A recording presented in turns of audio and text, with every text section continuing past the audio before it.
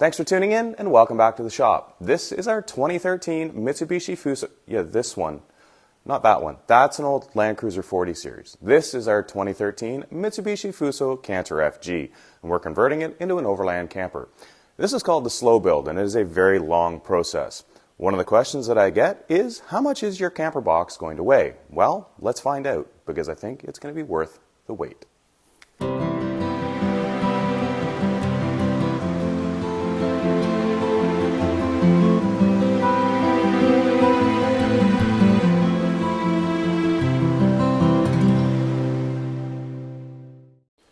This type of build is what is known as a composite box, and that is because the panels are a composite of fiberglass, foam, and fiberglass. These are extremely strong and stiff and not that heavy. That said, each of these panels, 14 feet long and 7 feet wide, comes in at about 150 pounds. Effectively, I've used 4 of those to build the walls. And in addition to that, all the framing is aluminum. All the aluminum is 1/8 inch thick, and it's either 60-61 or 50-52.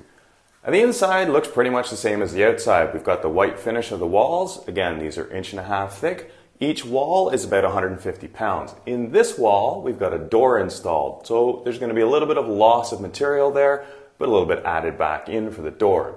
We've got the weight of the plywood on the floor, the foam underneath it, which is 2-inch styrofoam, and of course, all the aluminum structure that makes up the base of the habitat. Again, that is 1/8 inch thick aluminum, either in box tube or bent plate form. Now, the only thing that isn't really finished on the inside right now is the back end. There are a small amount of panels that are not yet glued in. I can account for that weight, but really, it's going to make a difference of less than 10 pounds. Just to clarify for any confusion, when I say each of the walls weighs 150 pounds, I'm talking the side wall are each 150 pounds. Now, the front and rear wall combined are 150 pounds, and I haven't talked about the roof, which is the same size panel at another 150 pounds. That's where the 4 walls come from. 1, 2, 3 being front and back, and 4 being the roof. Now we can do some rough math here, knowing that each of the panels is about 150 pounds, and there's 4 of them, so 600 pounds. There's going to be a couple hundred pounds of aluminum, and there's plywood and foam. I'm figuring we're going to be in around 1,000 pounds or less, but how do I measure that? I can't exactly stick this on a bathroom scale. I could pick it up and weigh it with a crane, but I don't have a crane. I could put it on the truck and drive it over a set of scales and then drive the truck over the scales without it, but that involves a lot of moving around. Luckily, I've got a friend with a trick up his sleeve.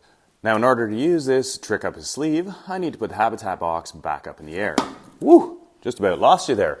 With the camper back up in the air, I've got the 4 corner jacks mounted on it, and I expect you probably didn't know this, but there's a relationship between 4-legged campers and race cars. That's right, race cars have 4 wheels. And that means we can weigh this 4-legged camper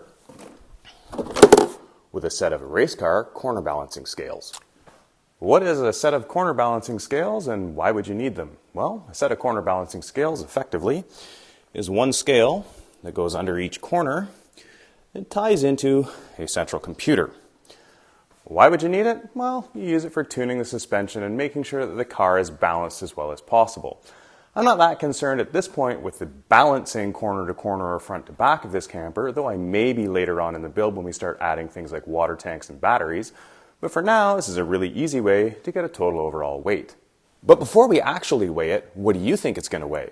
Go ahead in the comments section, put your guess. Let's see who's closest. Go ahead. I'll wait. Get it? Wait. Since you're going to pause this video to throw your guess in the comment section, you might as well hit like, and if you haven't already, hit subscribe. Don't forget to hit the notification bell so you don't miss a future episode. Thanks. And one thing, of course, that I've done before I started was get the legs all the same length so that they contact at the same time, and that should give a pretty even distribution of weight on the scales. Speaking of weight on the scales, I've also zeroed the scales so we don't have any weight, effectively, that isn't part of the camper. So, have you put your guesses in? Are you ready? Because at this point, you're going to know before I do. What I'm going to do now is lower the hoist, and that should give us the weight of the camper. Go put your guesses in. Hit pause. Go put your guesses in. Again, I'm thinking somewhere in the neighborhood of 1,000 pounds. Here we go, coming down. And at that point there's no weight left on the hoist. Well, there we go.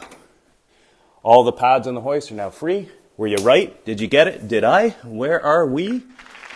1100, and we'll call it 1115 just for even number. As far as distribution, not bad. A little bit heavier in the right rear corner.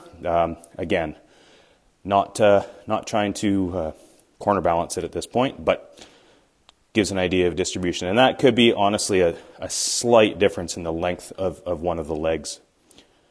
1,115 pounds. Keeping in mind, of course, that we have to subtract the weight of the legs. The legs with the jack motor weigh 25 pounds each.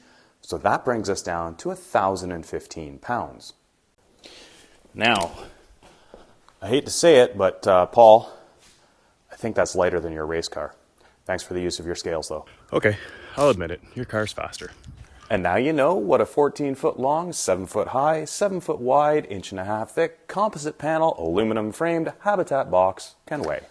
And I'll admit, it could have been a bit lighter if I just used a 5th composite panel. That would of course put me in at about 750 pounds versus the 1,000 that I am.